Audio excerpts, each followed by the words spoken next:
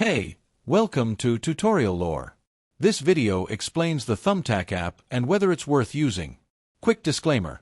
This is an explained review based on user feedback and online data, not personal use or a visual demo.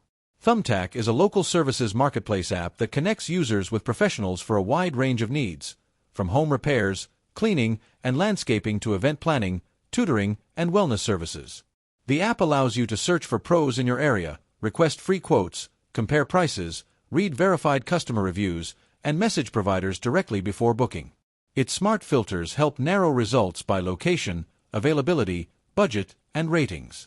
Let's talk about how it performs in actual use. Many users appreciate Thumbtack's convenience, variety of service categories, and transparent review system. The ability to get multiple quotes quickly without making endless calls saves time and effort. The in-app messaging also makes coordination straightforward. However, there are some drawbacks. Service quality depends entirely on the professional you choose, and prices can vary widely even for the same job. Some users report slow responses or cancellations from providers. Additionally, while browsing is free, some pros may require deposits or have minimum charges.